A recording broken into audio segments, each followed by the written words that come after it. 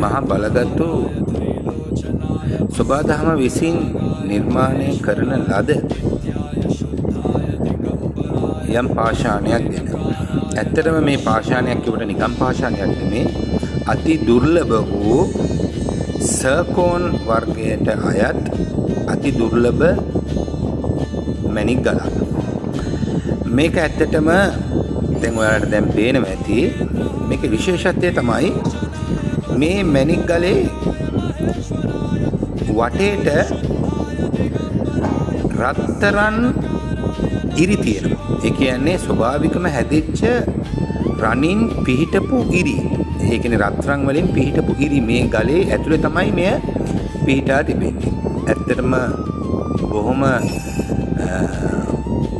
බරින් වැඩි මැණික් ගලක් සර්කෝන් කියන්නේ. ඒ වගේම මේක අති දුර්ලභ වන්න හේතුව තමයි මේකේ ඇතුලේ මේ පිහිටා තියෙනා වූ රන් රේඛා.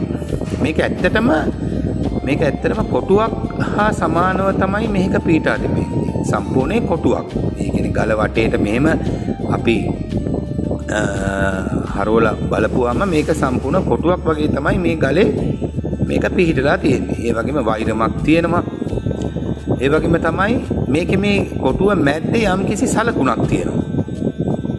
මේ සලකුණ මොකක්ද කියලා මම තාම හොයාගෙන නැහැ. දැන් ඔයාලට මේ පේනවා ඇති අර රනින් වෛරන් ටික. ඒ වගේම මේක හම්බුන තැන ගැන මම කියන්න කැමති නැහැ. ඒ වගේම මේ ගල දුර්ලභතාවය වගේම මේකේ අති විශේෂ බවක් තියෙනවා. ඒ තමයි සූර්ය ලෝකේ පතිත වන විටත් ඒ වගේම සූර්යයා පතිත වෙන විටත් ඒ කියන්නේ සූර්යයට මේක මොහොනට තියන්න අවශ්‍ය නැහැ. මේකේ වටේ රැස්මාලාවක්, ඒ කියන්නේ තා කුඩා රැස්මාලාවක් යන ආකාරයට මේ ගලේ වටතිරෙන් පිහිටලා තියෙනවා. ඒ වගේම තමයි මේ ගලේ වර්ණය යම් යම් වෙලාවට රාත්‍රී කාලයට, දහවල් කාලයට ඒ වගේම වෙනස් කරන ස්වභාවයක් මේකේ පෙන්වනවා.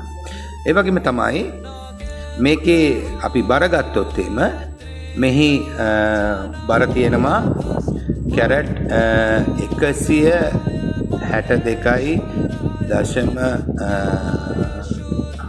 හෝ 7ක් මට මතක හැටියට අපි බලමු ඒක දැන්. ඒ වගේම දැන් බලමු අපි කැරට් 162.4 බිඳුව. ඒ වගේම තමයි